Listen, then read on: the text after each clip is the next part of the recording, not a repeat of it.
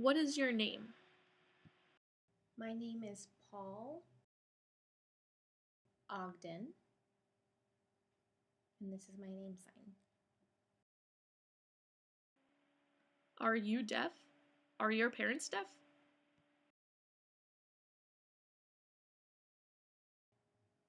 I am deaf, however, my parents are not. My parents had 4 sons, and I'm the baby of the family.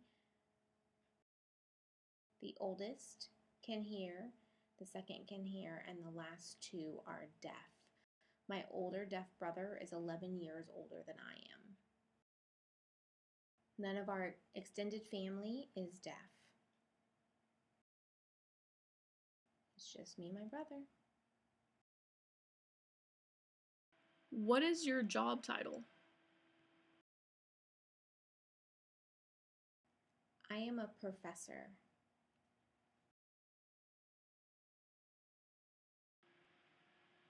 Where do you work? I work at Fresno State University, which also is referred to as FSU. Some people also prefer to call it California State University Fresno, or CSUF. What are the responsibilities of a college or university professor? I have 4 main responsibilities at the university. I teach, mostly in a classroom, to students who are receiving their bachelor's or their master's degree, or even their doctoral degree. I teach students just to make sure that everybody's learning. I give tests, I collect their research papers and grade them, and all of that is teaching. That's about 75% of my workload.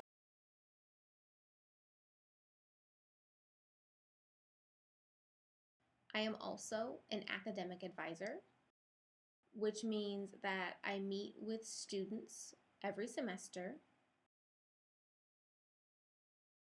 just to go over and make sure that they are taking the right classes. We go through their course catalog and just make sure that everything's planned accordingly for next semester to make sure that they can get their degree. So I give advice on which classes they should take in which order.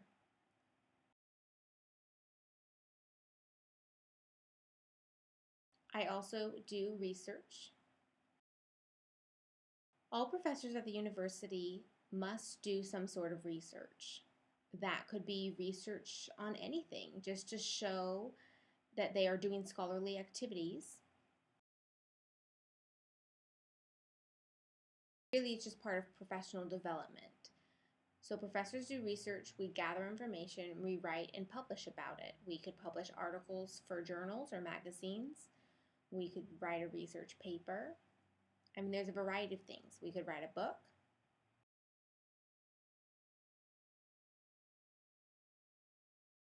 We also do university work, which is really just making sure that the university is running smoothly at the department level, at the college level, or at the university level.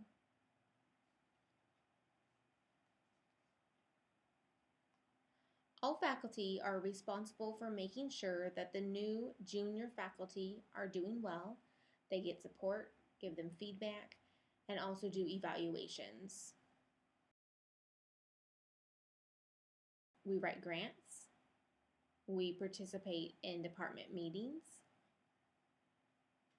on how to make the university even a better place for everyone, for teachers, for students, and also for staff.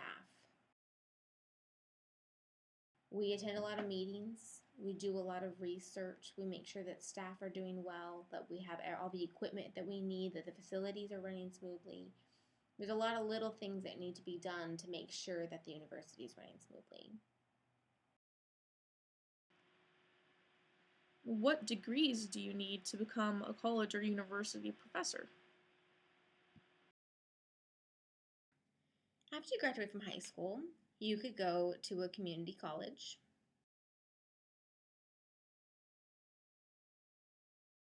You can receive your associate's degree in 2 years, and then you could transfer to a 4-year college or university. Or after you graduate from high school, you could go straight to a 4-year college or university to receive either your Bachelor's of Arts or your Bachelor's of Science degree in whatever field you choose. For me, I went into the deaf studies profession. There are some students who choose to be a social work major, maybe an engineering major, or you could major in mathematics and you could receive your Bachelor's of Arts or your Bachelor's of Science.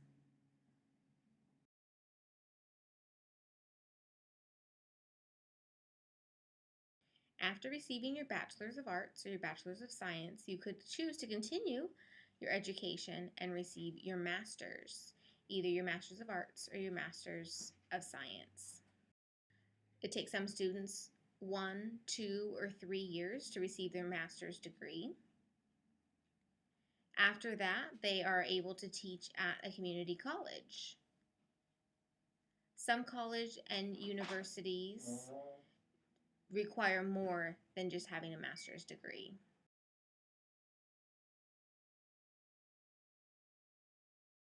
To work at a college or university, you must have a doctoral degree, either a PhD or an EDD. And that can take anywhere from 2 to about 5 years. And that's more studying. That would be taking more tests. And after you get your PhD or your EDD, you would be able to go and teach at a college or university.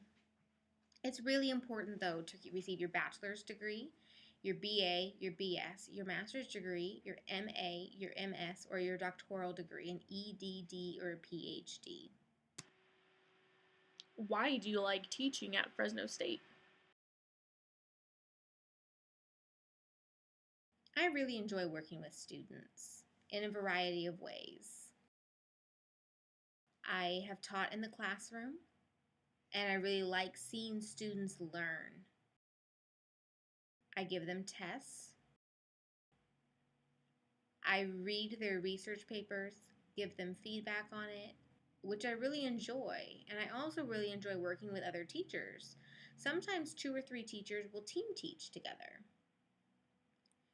We're able to develop workshops or lectures for everybody on the university campus. And it's really a great place to work because it is so diverse. I'm able to meet with different people from all over the world. I also like working one-on-one with each student to provide support and to help them guide them into their future. Also, maybe just even talking with other teachers. I really like that. Fresno State is a very friendly campus. We have great bosses, great deans, a great provost, and even a great president of the university. This is really a wonderful place to work. How did you first know that you like teaching? I didn't realize until later really what inspired me to be a teacher. But thinking about it now, I would say in high school, I was a pretty good student. And I realized that I started tutoring other students, like in math class. I had students coming up to me after class. I went to a public high school and I was the only deaf student there. And I did not have interpreters or note takers or anything. But I realized that I was able to have that rapport with my peers by tutoring and offering the support that I could. I remember in math class that students sat with me and I was able to re-explain what we had gone over in class. And that was kind of the beginning of it all. In college, I found myself doing the same thing.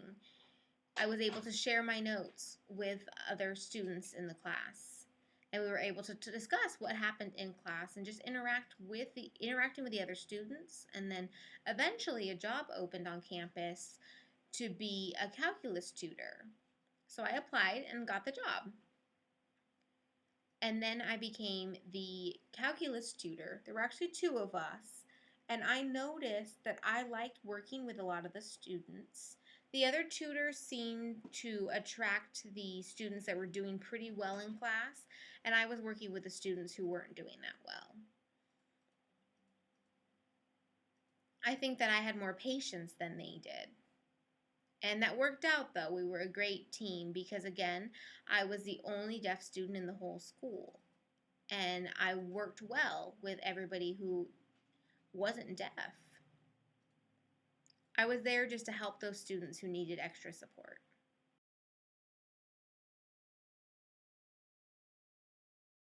When I started graduate school, I knew I was going to be there for at least 6 or 8 years. I met with my advisor and they said, "You should be teaching a class." And I was thinking, oh gosh, how is this going to happen? Because I had never taught before. So they had to give me all of the materials, the lecture notes, and I studied the course the best I could to prepare. I was able to meet with the advisors and ask them some questions on how I needed to go about teaching the semester. Once I started teaching, I realized that I enjoyed it a lot. I actually taught the whole time I was in graduate school.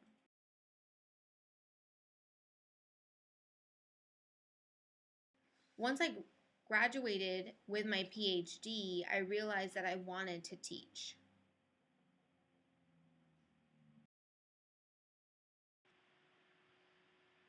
How does a deaf professor teach hearing students other than sign language classes? Sometimes people ask how I'm able to teach at a university because I'm deaf and use sign language and not all students use sign language. I have an interpreter in class with me, so the interpreter says everything I'm signing to the students. And sometimes the interpreter has to use a microphone, and sometimes if they're able to project their voice loud enough, they don't have to. They're able to speak everything that I'm signing to the rest of class, and that's how I teach. I've noticed that there's more and more professors in the university setting who are deaf. We have a professor here in the social work department. If a student asks me a question, they have to raise their hand. I call on them. They say their question, the interpreter interprets to me, and I respond in sign language. That's how we're able to communicate. Everybody in class is required to be more sensitive to communication. Life is about communication.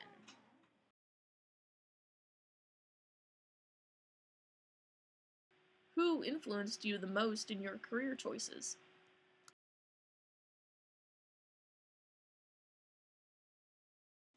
Dunbar is my older brother. He's 14 years older than I am.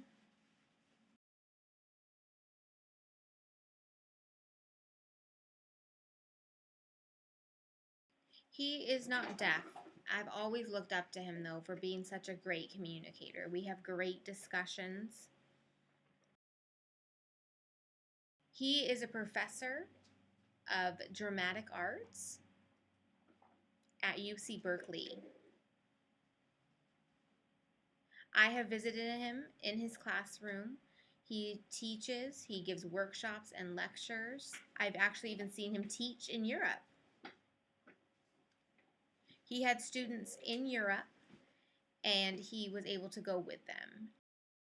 I mean, it was great how he's able to interact with all of the students from different cultures, from other countries, and I've always looked up to him for all that he does. He really is one of the first people who inspired me. He was always there to give me great advice, and I think he was actually surprised when I started working at the university. I was having some difficulties in my third or fourth year here at Fresno State. And my brother knew that. He wrote me a 15-page letter with a lot of advice on how to succeed in the university setting. It was great advice.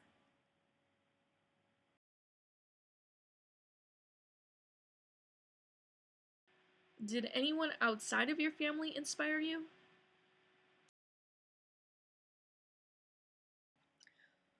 I attended a really small college in Ohio, and when I was a freshman, I was told that my academic advisor was going to be Howard Swan.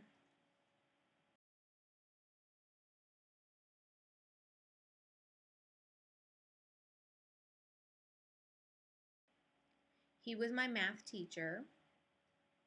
I actually took classes from him my freshman and sophomore year, and he's something I really looked up to. He was a great guy, a great teacher, always was very involved with the students. He would have lunch with a group of us and just talk to us about life. He was really a great support for all of us. And his philosophy of teaching and interacting with students was great. He wasn't just a teacher in the classroom, but he was a teacher 24/7. He was always available for anybody that needed to talk to him, and he really supported me throughout my whole college career. And I'm thrilled because we're still in contact today. He now lives in California, about 3 hours north of Fresno. So I take every chance I can to go and visit with him. He's such a great guy.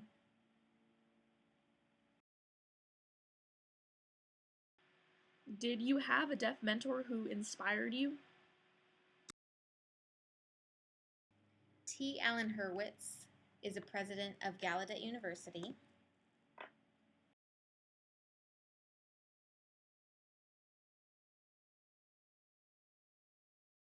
He and I met when I was 5. He always came up to me at school and asked me how I was doing.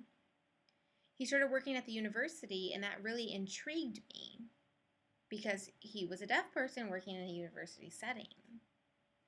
He became the dean, later the vice president, and then the president of NTID, and then he became the president of Gallaudet. So I've always been in contact with him and always asked him how he was able to become the president of a university, because there weren't many deaf professors when we started. And now there are a lot teaching at the community college and at the university level. What advice do you give young people interested in becoming a professor? You have to work hard to be a professor. Some people think you just go into class, teach for an hour, and then go home. But that's not the case. You have to study, you have to receive your own degrees at the bachelor, master's level, and doctoral level. And you also have to just love school. You have to love reading and writing and doing research. And there's so much involved in being a professor. It's really a lifetime commitment to the university. You have to have energy and pride in what you do, because sometimes the work seems to never end. But I'm energized by the work that I'm given. So I say that you must have a love for teaching and a love for working with students, and really just a love for learning and sharing knowledge to become a professor.